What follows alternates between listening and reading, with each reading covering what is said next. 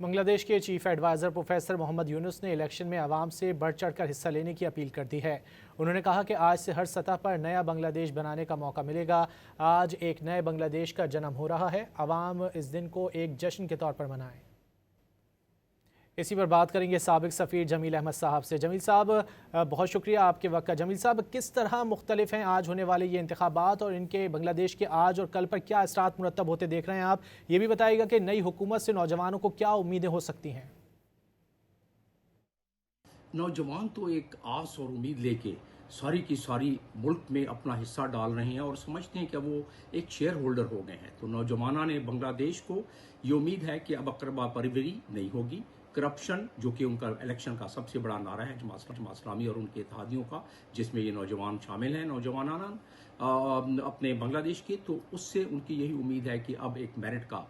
بول بالا ہوگا۔ اور ساتھ میں یہ ایک الیکشن کیمپین کے دوران بھی جس طرح 20 سے 25 لاکھ کی قدغن لگائی گئی تھی کہ اس سے زیادہ نہیں خرچ کیا جائے، اور ساتھ میں کیمپین کے دوران وہ بڑی بڑی گاڑیاں اور بڑے بڑے امپورٹڈ کوئی نظر نہیں آئے، چھوٹی گاڑیاں، لوگ پیدل چل کے آ رہے تھے، تو جس سے لوگوں کی پارٹیسپیشن کا اندازہ ہوتا تھا۔ ان لائک پاکستان میں پیسوں کا ریل پیل اتنا ہوتا ہے کہ اربوں روپے خرچ کر دیے جاتے ہیں، لیکن وہاں 20 سے 25 ہزار اور 30 دن کے اندر انہوں نے اس کا حساب بھی دینا ہوگا۔ اور ابھی جو وہاں سے رپورٹس آ رہی ہیں اس میں یہی معلوم ہوتا ہے کہ نوجوانان ملت کی آس اور امید کافی ہے، اور اسی لیے وہ سب سے آگے بڑھ چڑھ کے 44% نوجوانان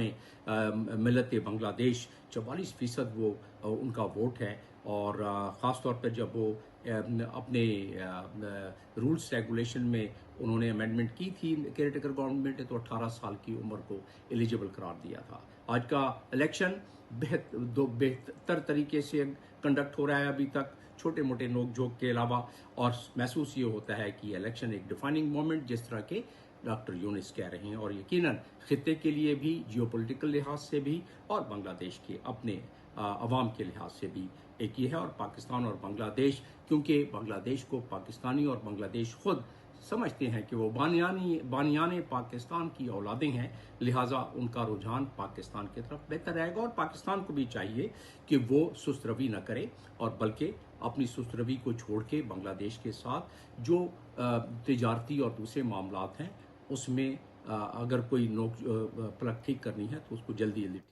جمیل صاحب، یہ بھی بتائے گا کہ گزشتہ 15 سال بنگلہ دیش بھارت کی سیٹلائٹ اسٹیٹ بنا رہا، اب جماعت اسلامی آتی ہے یا BNP، کوئی بھی جیتے، بھارت سے بنگلہ دیش کے تعلقات کی نوعیت کیا ہوگی، اور کیا پاکستان سے تعلقات مزید مضبوط ہوتے دیکھ رہے ہیں آپ؟ جی، جیسا کہ میں پہلے بیان کر رہا تھا کہ جس طریقے سے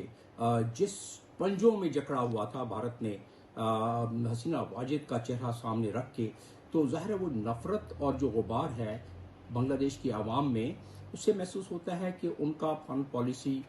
کا رجحان بنگلہ دیش میں جس طرح کی ان کی لیننگ تھی اس سے تھوڑا ہٹ کر، اس کا جیو پولیٹیکل تناظر یہ ہے کہ اس 1.5 سالوں میں بنگلہ دیش میں